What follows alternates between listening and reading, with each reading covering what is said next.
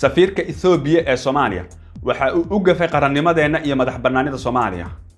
Somaliland waxa uu ku tilmaamay inay tahay dalka madax bannaan Soomaaliya inteeda kale. Soomaaliya ayuu sheegay in ay maamulaan dalal shisheeye oo aanay Soomaalida gacanta waxba ku hayn. madax aanay jirinna waxa uu sheegay inay dalka hogaamiyaan.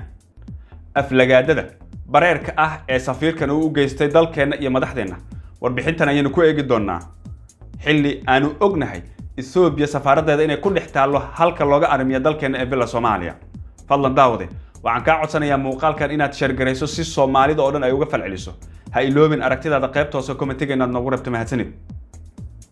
safiirka Ethiopia ee Soomaaliya ninka lagu magacaabo Mukhtaar Maxamed Waare ayaa isaga oo wareysi siinaya mid ka mid ah TV-yada dalkiisa waxa uu si kulul oo cad oo aan gambasho lahayn u aflagaadeeyay qarankeena Soomaaliya madax bannaanideena waa uu u gafay.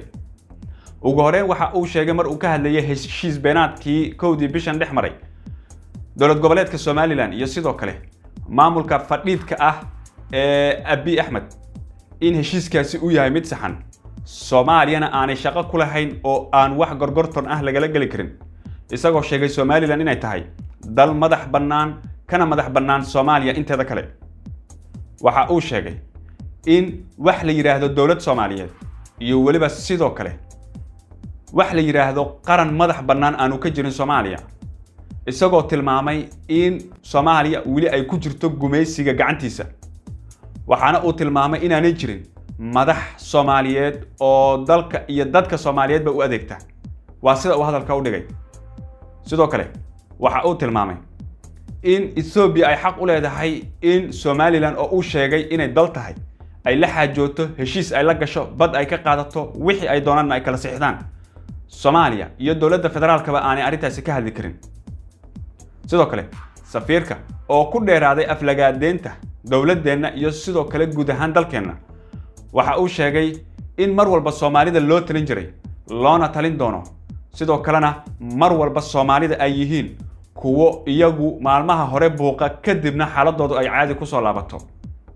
dawladda Ethiopia oo dawladiisa ah waxa uu ku dhiirigeliyay iska badaa heshiiskani in ay gasho heshiisyo kale oo ka waaweyn oo xitaa ay la gali karto dawlad goboleedyada dalka ka jira. Soomaaliyana waxa uu ku tilmaamay dal burbursan oo aanay lahayn cid u tashata ama cid u talisa.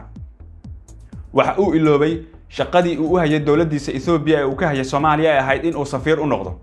sidoo kale waxa uu iska indha tiray in ay jirto dawlad awood leh oo caalamka oo dhan aqoonsan yahay isla markaana ilaashata dhulkeeda xuduudaha hawada badda iyo berigaba.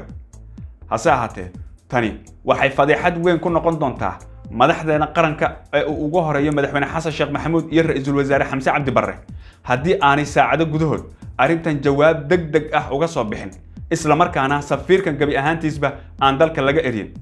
inkastoo safiirkan hadda uu ka maqan yahay Muqdisho haddana dawladdeena hore waxay u sheegtay in iyadu aysan ceyrin balse isaga iskiis uu u baxay. waxaase loo baahan yahay in dawladda tani ay jawaab weyn ka bixiso maadaama si weyn loogu gafay qarannimada dalkeena isla markaana qofka u gafaya uu yahay mas'uulkii dhanka diblomaasiyadda Ethiopia ku matalayay dalkeena. daawade waxaad kaloo la socotaa in Ethiopia safaaradeeda ay ku dhex taalo halkii ugu muhiimsaneed ee dalkeena looga arriminayay ee ahayd Villa Soomaaliya. taas oo aanay dunida ka dhicin in safaarad laga dhex furto madaxtooyada dhexdeeda. hase yeeshee waxaan sugaynaa jawaabta ku habboon ee ay dawladdeena ka bixiso iyo sidoo kale madaxdeena ay ka bixiyaan iyo tallaabada diblomaasiyadeed ee sida degdega ah u habboon ee loo qaadi doono. haddii middan laga aamuso waxaa dhici doonta in shacabka Soomaaliyeed ay arrintan gadood ka sameeyaan.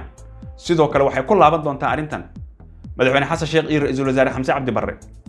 maanta waxay taagan tahay badbaadada sharafka iyo sumcadda dalkeena iyo dadkeena.